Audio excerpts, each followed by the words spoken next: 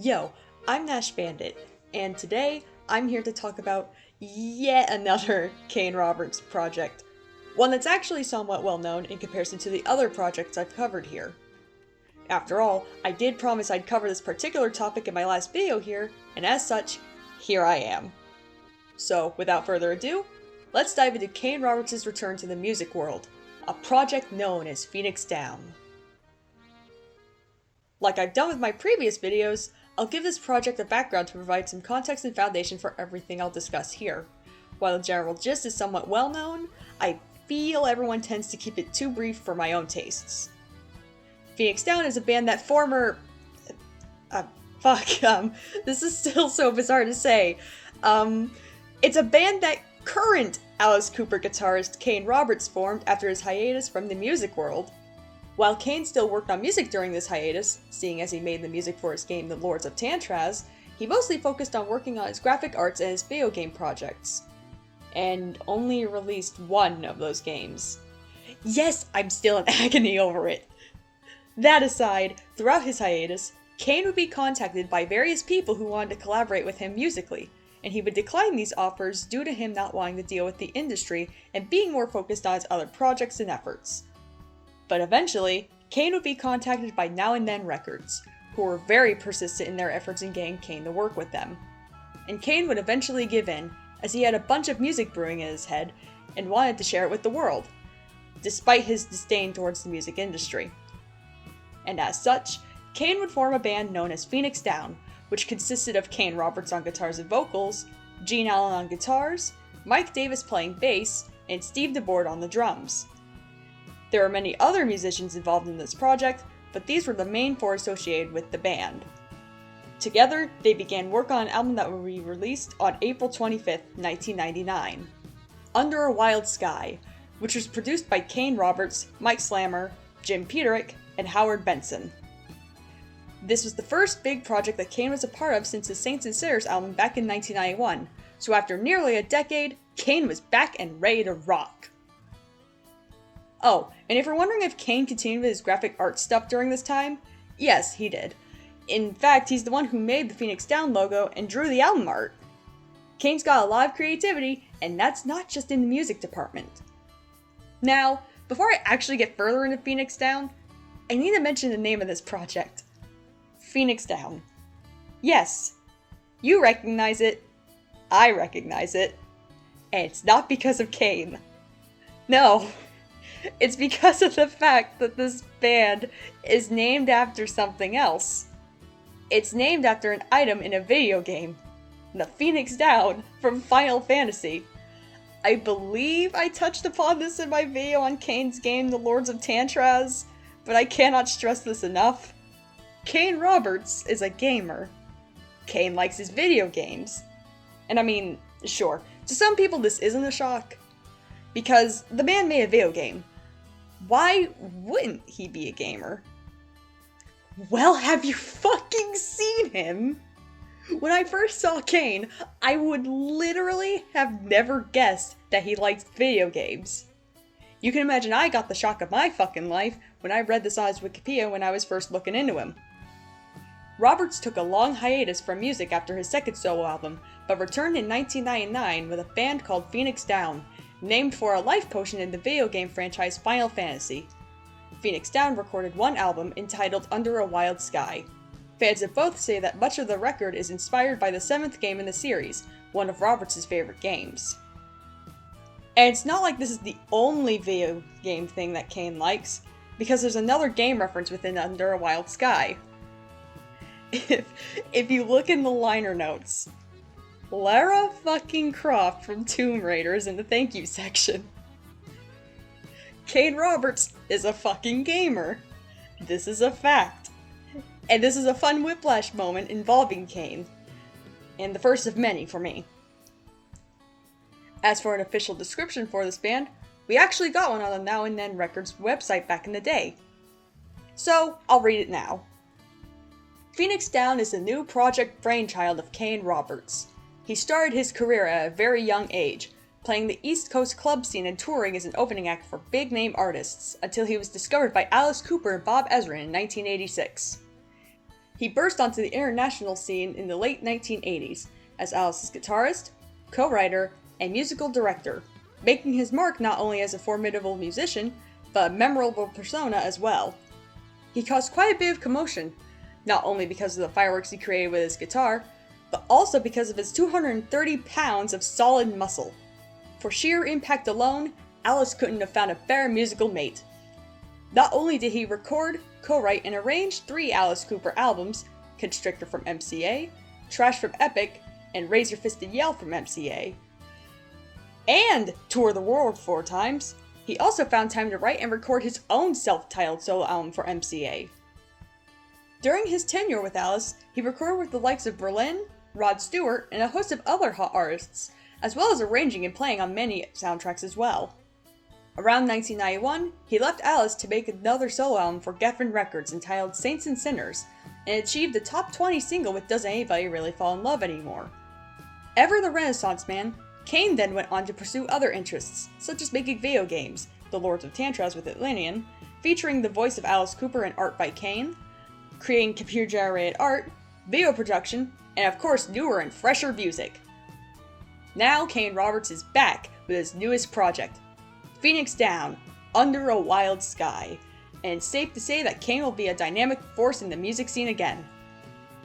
This album features contributions from several masters of the hard rock scene, such as Mike Slammer, Steelhouse Lane Streets, who offered the blistering opener Reckless, Jim Peterick of Survivor, responsible for the melodic rock heaven of Walk With You and Love Gone Wrong, and the multi-talented songwriter Desmond Child, author of loads of hits for Bon Jovi, Kiss, Rat, Cher, and many others, with which he wrote Rebel Heart.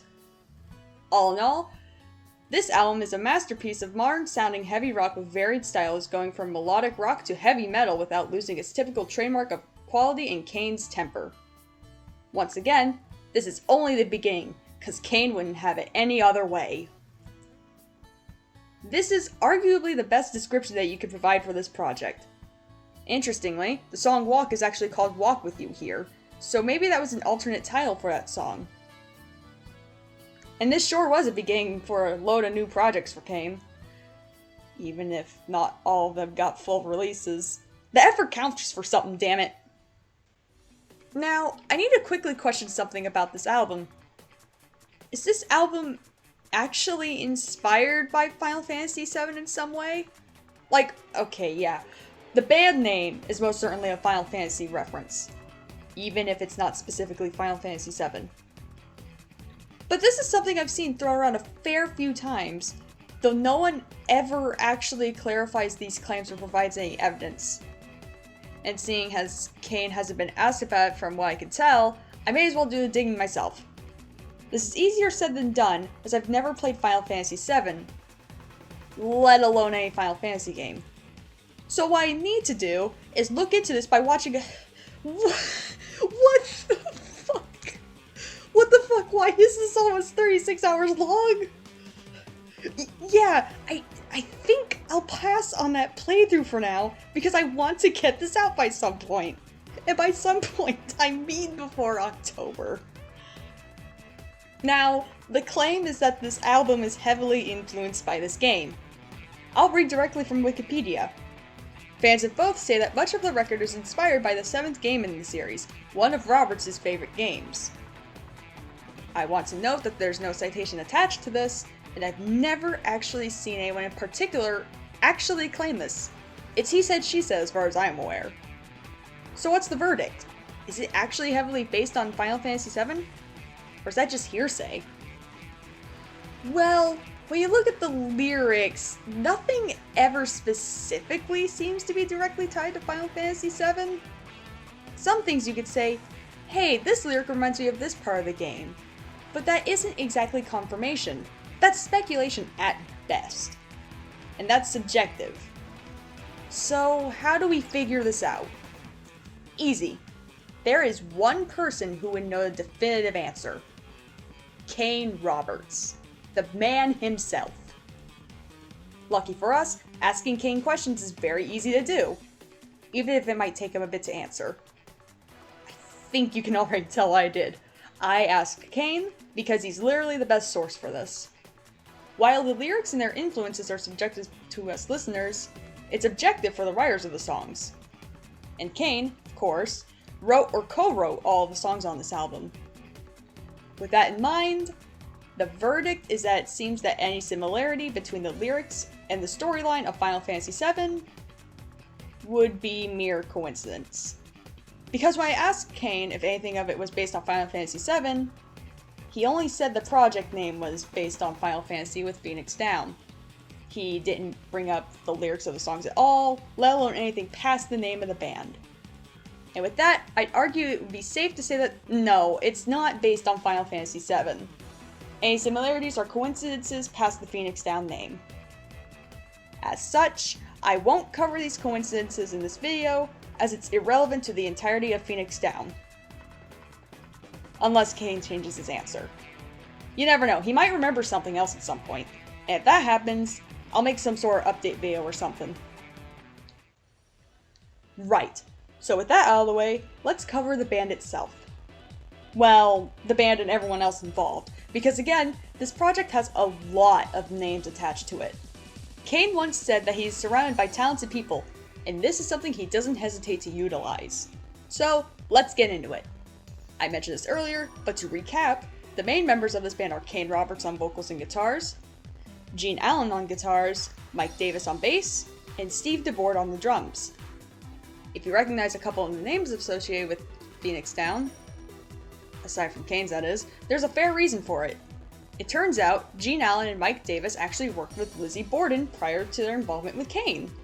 These two would appear on 3 albums together, though Mike would appear on one other album without Gene. Both Gene and Mike would appear on the Give 'Em the Axe, Love You to Pieces, and Terror Rising albums. And only Gene would appear on the Menace to Society, the Murderous Metal Roadshow, and Visual Lies albums. So, that's a fun little fact I thought I'd mention. And it does give us some insight on how at least 2 of the members met and began working together. As for Steve DeBoard, I can't really seem to find much on him. He'd later appear on an album called What's Done Is Done for a band known as Driven.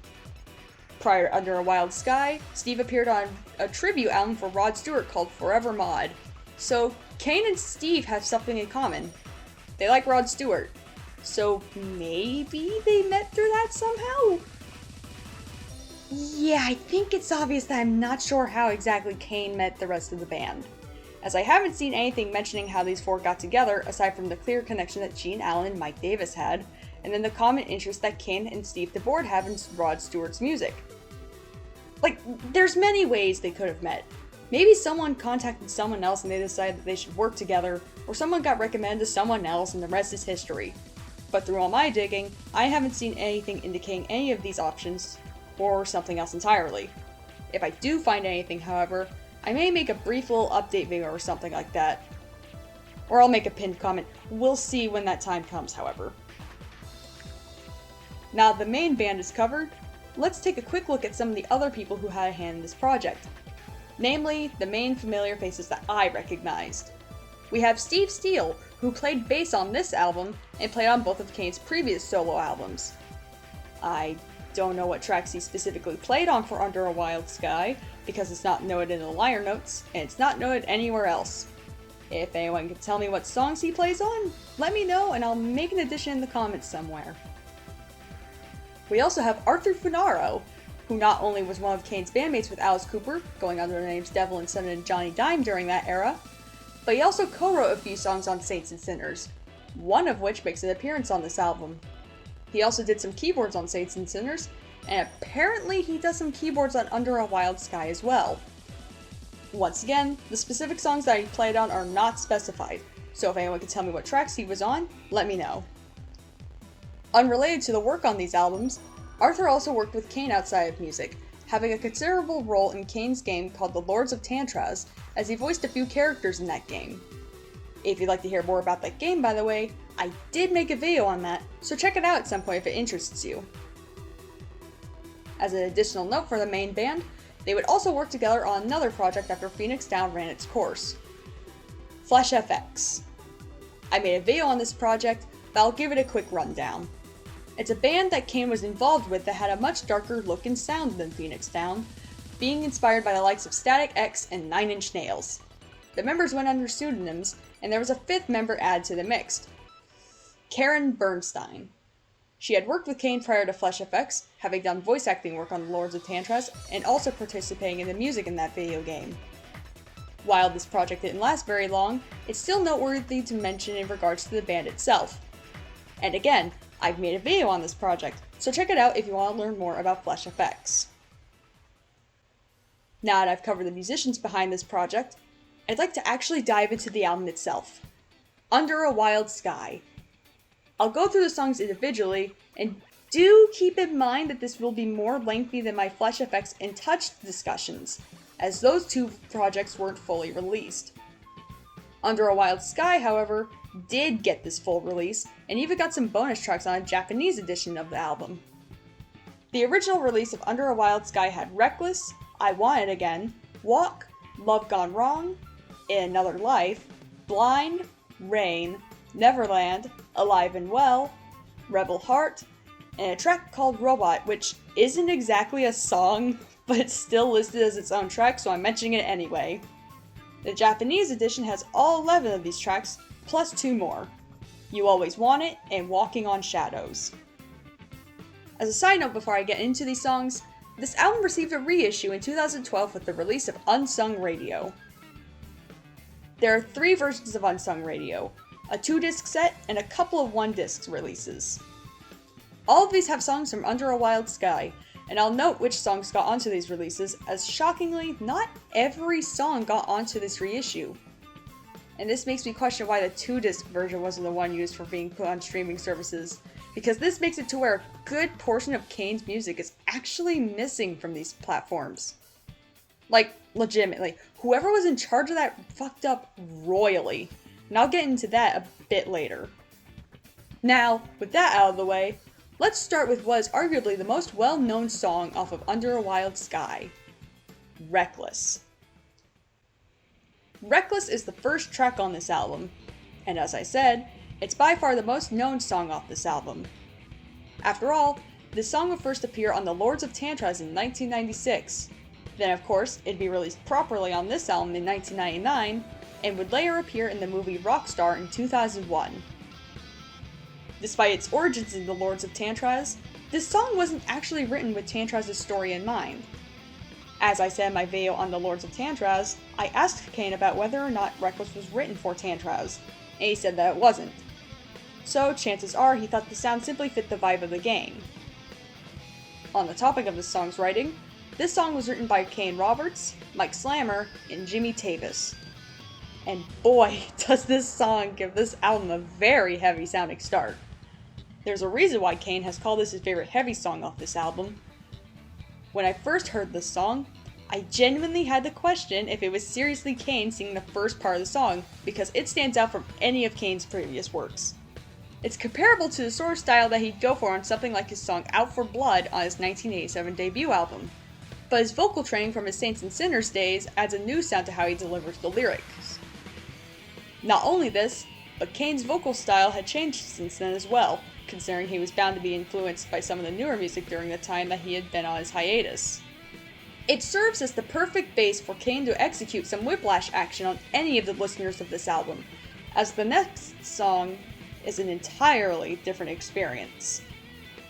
Odds are that this is because of this song being a few years old by this point, alongside the fact that this is the only song on this album to have Mike Slammer and Jimmy Tavis as co-writers. Additionally, and unsurprisingly, this song would be part of the Under a Wild Sky reissue that was paired with the 2-disc set of Unsung Radio. It would be on both of the 1-disc editions of Unsung Radio as well. Honestly, with how prominent the song is, it really should have been a single. Because, Under a Wild Sky didn't have any singles. And I don't know what the fuck that was about. Because it's really, I don't know how to describe how this makes me feel, because you'd think this album would have had a single. I'll rant about that later though, as I'd like to get through this tracklist before I get too off topic. The next song is I Want It Again, which is written by Kane Roberts, and it starts with what seems to be an audio sample from an old TV show or movie. I don't know where exactly it's from, and I'll play the intro for you guys to see if maybe one of you knows where it's from. You. Do you know that bad girls go to hell? If one of you does know where this is from, let me know in the comments or something, because I'd love to know. Now, with that aside, this intro may make you think maybe the harder, rougher sound from Reckless continues on. But in truth, it doesn't. This song takes on a more melodic sound once the intro is done, and it's a major contrast from Reckless as a result. Kane has referenced this song in more recent times, notably on his website back in the day where the lyric "Baby with you, a dead at his paradise" is used on the main page. It also references the album title with the lyric "Every day I live and die under a wild sky." Which reminds me of how on Alice Cooper's song Freedom, it does the same thing with Raise Your Fist and Yell, with the lyric in question being "Freedom, raise your fist and yell, freedom to rock, freedom to talk." That aside, this song's more melodic sound will carry through most of this album, but there are some outliers that we'll see as we continue through this track list. In regards to Unsung Radio, this will be part of the 2-disc version of the album on the Under a Wild Sky reissue. But it actually does not appear on the 1-disc versions of Unsung Radio. As such, you can't listen to this on streaming services, which is a shame. Now, Walk seems to ease you into the more melodic sound of this album, being more of a ballady sort of song.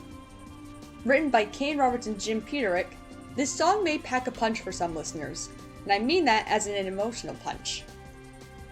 The way Kane sings this song absolutely tears me up inside, the desperation of the chorus reminiscing of happier times, and that doesn't get into him mentioning hiding his tears, and how somehow the solo seems to convey the heartache of the song. Yeah, I know, at this point I'm gushing over the song. But that's because it's honestly one of my favorite songs on this album. It's beautifully done, and I can't get enough of it. I don't have much background on this song, and Kane hasn't mentioned it in interviews, nor has anyone asked him anything about this song either.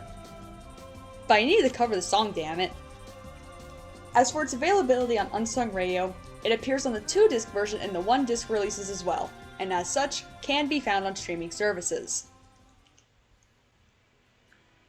The next song is Love Gone Wrong, which continues the catchy melodical theme from the previous 2 songs.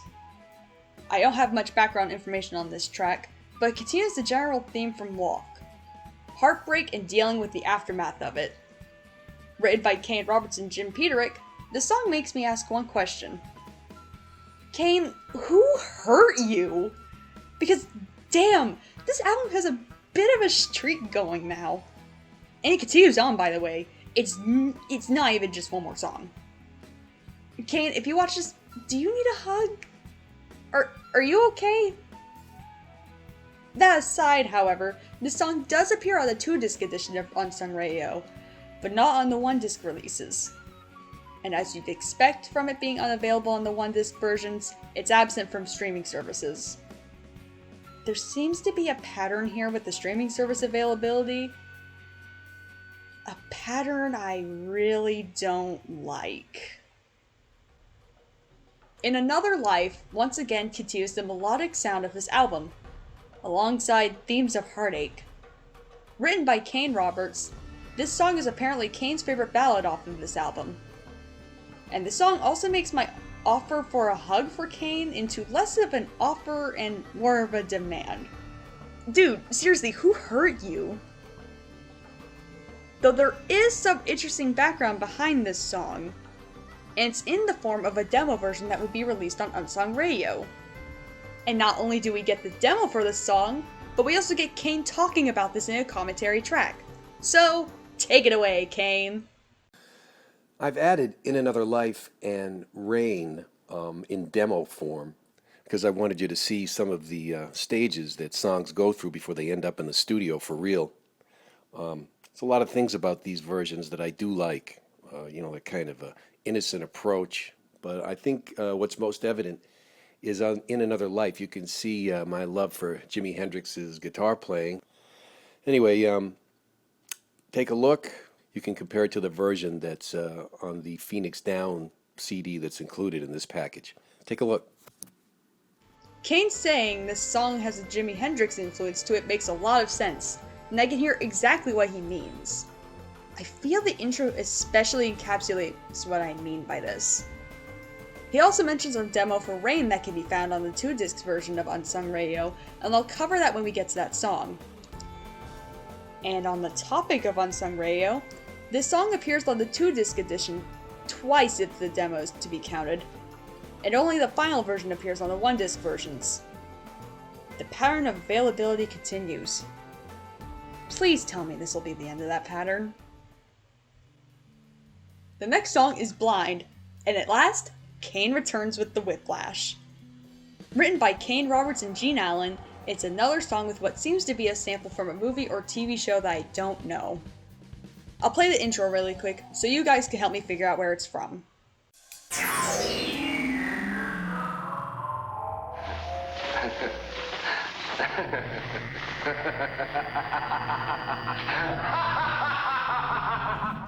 Once again, if you do know where this sample comes from, let me know in the comments. Now, on to the song itself. This song shows us how it'd be like if I Wand Again actually went how you'd expect it to. Because this is a darker sounding song, and it gives the continuation of Reckless's unique vocals, because the deeper and almost soft-spoken delivery of some of the verses is a first for Kane here. I also really like the whoa-whoas that I could best compare to something like Bon Jovi's Livin' on a Prayer. I don't know how else to describe it, but surely someone's gonna know what I mean.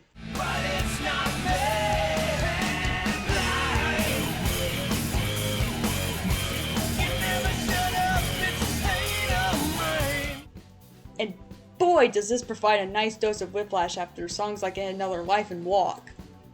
Kane always has some sort of trick up his sleeve, and whiplash seems to be a favorite one to choose for him. Now, as for the availability on Unsung Radio, it does appear on the 2-disc release, but not the 1-disc releases. The pattern continues. I get it's no pain, no Kane, but this isn't good pain. This is bad pain. Fuck! Okay, now we move on to Rain. Written by Kane Roberts. He's done again with the whiplash because this is a more ballady song. And this song is definitely one of Kane's more unique songs, and the title is very appropriate because the instrumentation has that vibe. It makes me think of a rainy evening. Maybe the sun is peeking through the clouds. And it's sunset, you can smell the rain, you feel the humidity. It's summer, so it's a bit warm, but there's that breeze and... Wait. Shit, sorry. I got too into this song, and because of that, I almost forgot to talk about the demo. Now, there's no commentary track that specifically correlates to the demo on Unsung Radio, but at the very least, it provides us with some insight as to how the song developed, so that's cool. Also, I have to comment on Kane singing on this song, because the way he delivers certain lyrics feels very fitting for the era. There's a lyric in particular that I'm thinking of, and instead of me just saying it, I think I'll actually edit this in so you can hear it. Sometimes it's hard to see the moonlight on the water. Like, you hear what I mean. The way he says water, that's what I mean. It's in other lyrics too, but that's the main one that I feel summarizes it the best in this song. As for Unsung Radio in this song, it's on the 2-disc and 1-disc editions of this album, and the demo is only on the 2-disc edition. And yes, you already know what I'm gonna say. The pattern continues. I still don't like that pattern. Kane, give me the full Unsung Radio and Under a Wild Sky experiences on streaming platforms. Neverland is the next song, and it actually starts off sounding as if it'll be more melodic, but dives into a darker, heavier sound. It's still melodic, but it's undeniably dark, lyrically and sound-wise. Written by Kane Roberts, this song marks a first for Kane. Actually saying fuck in a song. At last, Kane says fuck. Which, okay, he says it a lot while talking, and I'm the same way. But in a song? He said fuck in a song! He hadn't done that until now. Oh, and I should mention something super funny. As I'm going through these songs, I'm listening to them as I write this script. I don't have all the lyrics memorized for these songs, so when I heard the lyric, "but you're too blind and fucked up," I genuinely covered my mouth because I got completely off guard by it. So, Kane says fuck. Now let's get on to the Unsung Radio thing. It doesn't appear at all. I really wish I was kidding. I'm not. It's replaced by one of the bonus tracks from the Japanese edition of Under a Wild Sky instead. Which is a bit odd because you'd think with Unsung Radio being a half reissue of Under a Wild Sky and then half new songs, Kane would have just used the standard release of Under a Wild Sky. But he throws us another curveball and gives us one of the Japanese bonus tracks. And it's also a remixed version of it. How odd. I'll talk about it more in depth once we get to that song though. Until then, let's cover the next song, Alive and Well. Once again, it's Whiplash time. We are back to the ballady song shenanigans. I don't know why Kane did this, but I'm not complaining. It just shows off his range. With this song being written by Kane Roberts, we return to the songs revolving around heartache. Kane, the hug isn't an offer or just a demand. It's obligatory. You're getting a hug. That is final. This song is a lot like Walk, with its lyrics being about lovers who have parted ways meeting once again. There's also a prominent acoustic sound to this, which honestly only adds to this. If you want to make a song emotional, the easiest way is to add an acoustic guitar. As for the Unsung Radio thing, this is on the 2-disc release, but not the 1-disc releases. And that makes me sad, because maybe I want the triple heartbreak song whammy on my Spotify. No pain, no Kane. Now we get on to a familiar song, Rebel Heart. Yes, this song makes a return on this album after being on Saints and Sinners. Written by Kane Roberts, Arthur Funaro, and Desmond Child, this song was re-recorded at the request of the Now and Then label. Kane has said in recent times, namely his most recent interview with Ryan Roxy, that he finds re-recording songs to be counterintuitive to the process behind making music. You know what? I'm gonna put the clip of him saying that in here. I think you'll see why immediately. Well, my original question was from at Glam Rock Bandit, and I did love his handle at Glam Rock Bandit. If you could re-record any of your songs from the past, what would it be? And Vic is trying to find out. With Alice? Is that what that question is? Basically any of the songs that you had recorded throughout your history, because you have recorded many, what would you re-record, or would you just let Sleeping Dogs lie? That's an interesting question. One of the things I learned from Alice is that once you record it, it exists on its own. Now, this is the way I'm answering this question for Glam Rock Bandit. It's one of those things where if you ask Alice about any of his albums, he'll tell you it was great because it captured a certain moment. True. And he will say, "Oh, it was one of the best songs I ever recorded, one of the best band." Because the point is that if you keep sort of a positive sort of essence to your view of what you've done in the past, and realize if there's something about it that maybe you would have done differently or whatever, that's really not the process. In terms of re-recording and fixing or adding a bridge or doing something with different musicians or whatever. And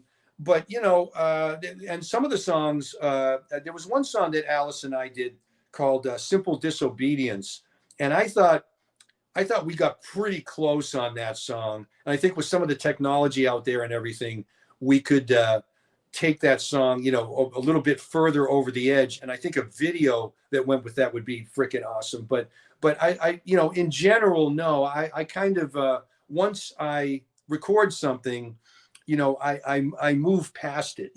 I really don't have a lot of memorabilia at my place. I don't have really any the CDs or albums or, anything, gold records, whatever. I pretty much sort of eject things, my past as I move forward. So it's not out of any sort of negative. It's just my nature. I feel like, the most important thing is right now. So, and how that's going to influence the future. I know it's getting a little serious, but that's kind of No, the way it should I be a look little at bit stuff that I've serious. done.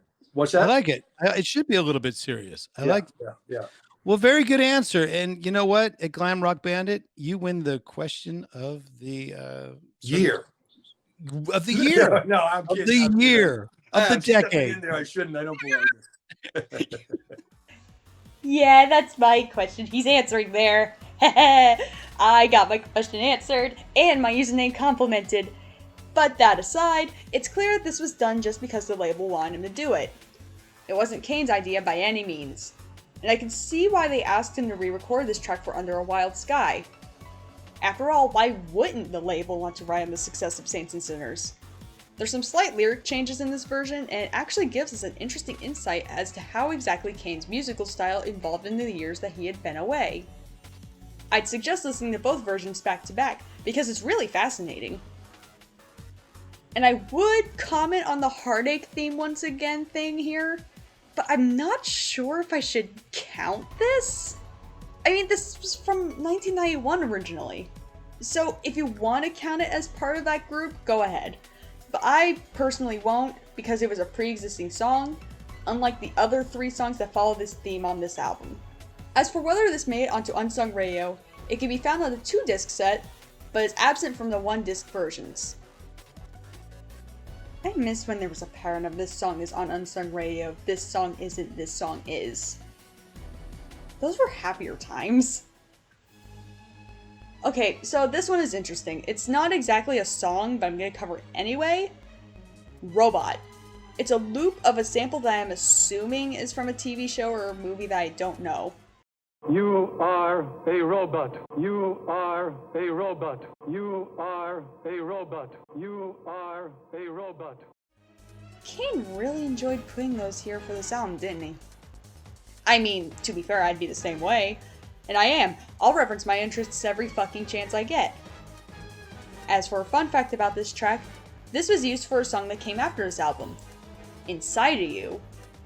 It was used for a later version of the song, so it's not in the Flesh FX version, but rather a version from a project called Brains That Won't Die.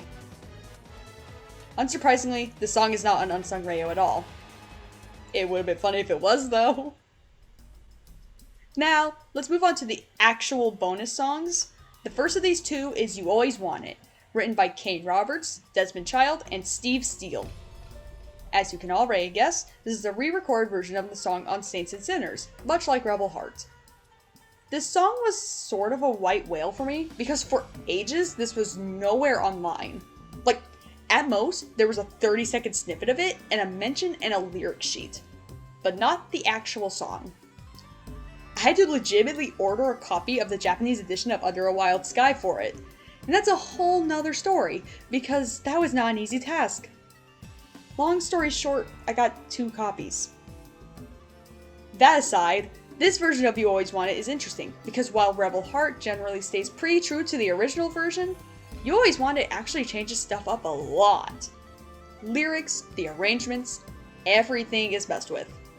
And yet it's still really good. The intro is similar to the intro of Triple X, a song off of Kane's 1987 debut album, so that's a neat callback. And unsurprisingly, this doesn't appear on Unsung Radio at all. If it did, I wouldn't have had to buy the Japanese edition of Under a Wild Sky to begin with. If you'd like to hear the song, by the way, it's here on my channel. Go compare it to the original version, you'll be amazed at how much Kane changed it up. The next and final song I'll be covering is Walking on Shadows, which has had 2 subtitles over the years.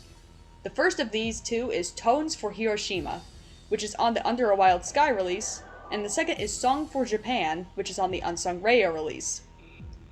The latter of these 2 titles is the more well-known one as a result of being on Unsung Radio. Personally, I like the former one more as it's more direct in the meaning of the song. Both are fitting regardless.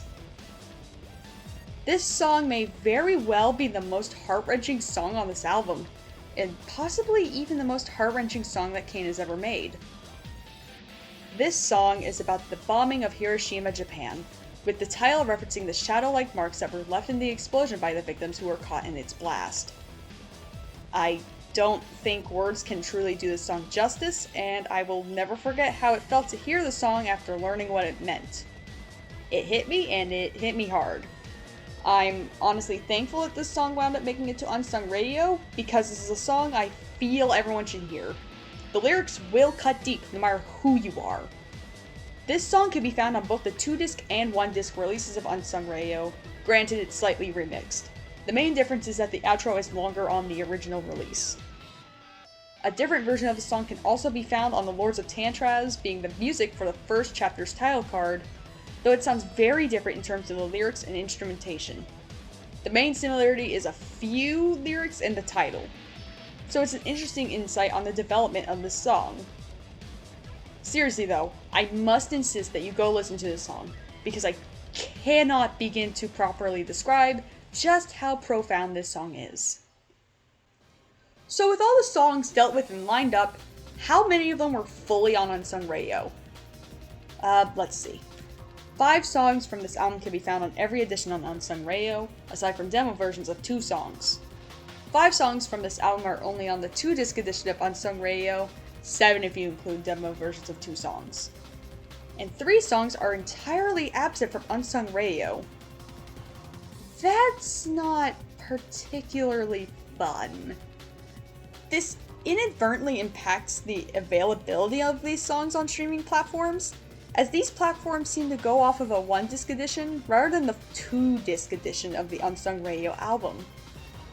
This also means that there are songs on the Unsung Radio portion of the 2-disc edition that are missing from streaming platforms, such as the song Self-Control. Not only that, one of the 1-disc editions also has additional songs, such as House Burning Down. This is an issue for someone like me who likes to have full access to my music in as many forms as possible, physically and digitally. This also means that Under a Wild Sky isn't fully available on streaming services. And even if all of Unsung Radio was put on streaming services, which would include the reissue of Under a Wild Sky, this means we still wouldn't have the bonus tracks on there. Hell, that'd mean Neverland would still be absent for streaming platforms. And the version of Walking on Shadows that is on there is a remix version, not the original. As it stands, a majority of these songs are not streamable. And again, this is a problem, especially for people like me. Additionally, this is an issue that can also be found with Saints and Sinners' 2012 reissue, as that release added 4 bonus tracks. Some of these tracks could be found on one of the 1-disc editions of Unsung Radio, but the version in question is not the one used for streaming platforms. And unsurprisingly, these 4 tracks aren't on any streaming service, and for a long time they were nowhere online. I had to upload them myself. And unfortunately, the lack of availability makes sense here. Unsung Radio and this reissue of Saints and Sinners are from 2012. I'm not sure why exactly this happened, and I don't know if this will change. I'm hoping that this issue will be resolved at some point, and by that I mean I'll try my best to convince Kane to get this sorted, and I hope you guys can do the same to give some sort of demand for this, or at the very least we get an answer for why this is an issue to begin with. Now that I've covered the songs of Under a Wild Sky, I'd like to give some clarification that seems to be very much needed, as this is the biggest piece of misinformation involving Phoenix Down. I would apologize for the angry rant I'm about to go on, but fuck that. I'm mad. I'm livid. I am fuming. Over the years, I have seen people claim there was another album from Phoenix Down, an album called New Place Now. After ages of searching, after having my friends join my hunt, after scouring the fucking internet, I can officially say this. There was only one album from Phoenix Down. There are not 2 albums. New Place Now is not a thing, and never has been. I do not know who the fuck made this up. I do not know where this came from, and I do not know why anyone didn't do more research into this to begin with, let alone ask Kane himself for clarification. And before anyone comes at me with the fact that Kane has been told there were 2 albums from Phoenix Down in interviews and that he didn't correct the interviewers who said this to him, I want to immediately shoot that down with the fact that Kane may not have the best memory and that he didn't correct interviewers who mentioned there was only 1 Phoenix Down album. That, and he has told people there was only 1 album. I would know this because I've been told by someone who knows Kane that he has stated that this is the only album he released with Phoenix Down. So say it with me. New Place Now does not exist, and if it did exist in some sort of concept form, which odds are it didn't because it likely wouldn't fit into the timeline of Phoenix Down and Flesh FX coinciding with each other, it never happened. As far as I'm aware, there wasn't even a second album planned, and unless Kane himself comes out saying, oh, Phoenix Down had plans for another album, we just moved on to Flesh FX because it was more demanding of our attention, I will die on the hill of New Place Now doesn't fucking exist and never did. Now stop spreading that misinformation or I will bite you. Okay, with that angry rant out of the way, let's answer one final question. What exactly happened to Phoenix Down? Well, I don't really know. After Under a Wild Sky, they'd worked together on the Flesh FX project, but that project never released. And I don't know why that was never released. If I knew, I'd probably be able to make a semi-solid theory as to why Phoenix Down disbanded. But my guess is that it just fizzled out. I haven't seen any drama between the members of the group, and it'd make the most sense as Kane would move on to working on many other things, such as a short film called Untitled 003 Embryo, alongside beginning work on his own solo album, Touched, and he continued doing graphic design work. So maybe Kane just had too much on his plate, and the other members had other commitments they had to deal with. It's not like Phoenix Down had any touring plans. It likely didn't help that it didn't get very popular either. Apparently, Frontiers didn't do a very good job of distributing the album. And that pairing with Frontiers and Kane not meshing well would continue when he'd released The New Normal under their label in 2019. Because again, they kinda screwed him in the advertising department. While they were patient with him and weren't super harsh on him, that doesn't mean they did the greatest job in the world in terms of business. And that's a shame because Kane deserved better. That's just an objective fact. The guitarist and songwriter who pulled Alice Cooper out of a bad spot, reviving his career and having a solo album that did pretty well despite the changing music atmosphere? Yeah, no, Kane deserved way better. But we can't always have things go perfectly, it seems, no matter how badly I wish we could. But hey, you know what? We still got a good album out of it. And I got to have fun covering it. So what are my thoughts on this whole thing? Well, Phoenix Down is such a fun thing to dive into. The name alone intrigued me, and honestly, I think that was one of the biggest things that hooked me onto Kane in the first place. I mean, come on. This rock and roll man with a big gun guitar and big muscles, he is the epitome of badass. And he's a gamer! Most of the musicians I'm into aren't exactly as into video games as I am. I have someone I can relate to and someone I can see myself in. And the songs, it's such a good album. The emotions conveyed in these songs can strike you just as hard as Kane could punch you. The amount of talent poured into this project is astounding. And the fact that this project and album haven't been covered in depth until now is ridiculous. And my god, the fact that this album is as underrated as it is baffles me. Phoenix Down kicks ass. Plain and simple. Alright, there we go. I've covered everything plus some extra stuff. Expect more shenanigans from me soon. I've got some Tantraz stuff up my sleeve, and I want to cover some non-Kane Roberts related stuff at some point. And I'll just put it out there. It's Kiss related. That was an inevitability. So look forward to that and whatever else comes up. And without further ado, this has been Mash Bandit. As Kane Roberts would say, rock the fuck on.